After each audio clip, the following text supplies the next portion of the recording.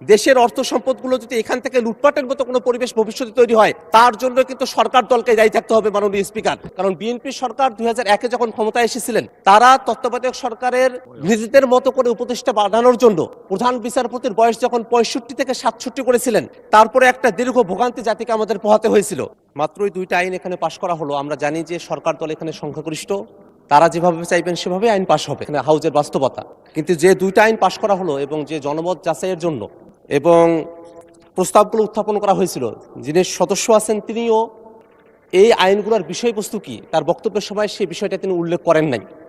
বিষয়বস্তু হলো যে এই যে সিকিউরিটিজ অ্যান্ড এক্সচেঞ্জ কমিশনের যে আইনটি এবং এই যে বীমা কর্পোরেশনের যে আইন, 2টা আইনের বয়সের যে বাধ্যবাধকতা ছিল সেই বাধ্যবাধকতাগুলোকে উঠিয়ে নেওয়া হয়েছে। বিলের দিকে তাকালে মনে হয় যে খুবই সংক্ষিপ্ত একটা কথা, যে কমা সেমিকোলন তার পরিবর্তে দাড়ি প্রতিস্থাপিত হবে, শর্তগুলো বাদ যাবে। দেখে মনে হয় যে যেন বা এখানে কোনো কিছুই হইতেছে না।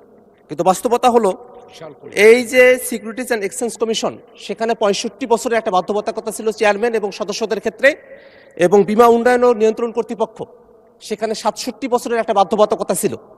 বিষয়টি হলো মাননীয় অর্থমন্ত্রী তার বক্তব্যে বলেছেন যে যোগ্য লোক নিয়ে আসা দরকার, দক্ষ লোক নিয়ে আসা দরকার, এই কারণে বয়সের বাধ্যবাধকতা তারা উঠিয়ে দিচ্ছেন।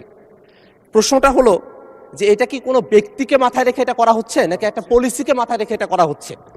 আমাদের যেটা ধারণার বিষয়, যেভাবে বাংলাদেশ ব্যাংকে একটা নিয়োগ হয়েছে, সেভাবে যদি কোনো বিশেষ ব্যক্তিদেরকে মাথায় রেখে এ আইনে বয়সের যে বাধ্যবাধকতা ছিল সেটাকে যদি উঠিয়ে দেওয়া হয়, তাহলে মাননীয় মন্ত্রী যেমন দক্ষ এবং যোগ্য লোকের কথা বলেছেন, সেই জায়গাটাতে কিন্তু একটা কন্ট্রাডিকশন তৈরি করবে। আইন পাশ হয়ে গেছে, কিন্তু আমরা বিরোধী দলের পক্ষ থেকে আমাদের কনসার্নগুলো এখানে জানিয়ে রাখছি এই কারণেই, কারণ বিএনপি সরকার 2001-এ যখন ক্ষমতায় এসেছিলেন, তারা তত্ত্বাবধায়ক সরকারের নিজেদের মতো করে উপদেষ্টা বাড়ানোর জন্য প্রধান বিচারপতির বয়স যখন 65 থেকে 67 করেছিলেন, তারপরে একটা দীর্ঘ ভোগান্তি জাতিকে আমাদের পোহাতে হয়েছিল।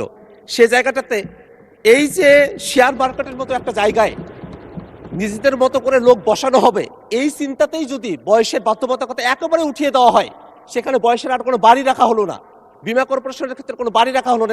এগুলো কিন্তু আর্থিক প্রতিষ্ঠান।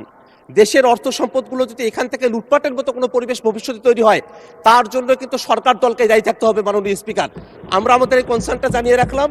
আমরা চাইবো যে সরকার যেভাবে বলেছেন সৎ এবং যোগ্য লোক, দক্ষ লোক, সেই কি পরিমাণ সৎ এবং যোগ্য এবং দক্ষ লোককে সেই প্রতিষ্ঠানগুলোতে সামনে নিয়োগ দেওয়া হবে, আইন তো পাশ করা হয়েছে, সেটা দেখার অপেক্ষায় জাতীয় অপেক্ষা করছে মাননীয় স্পিকার। আপনাকে ধন্যবাদ।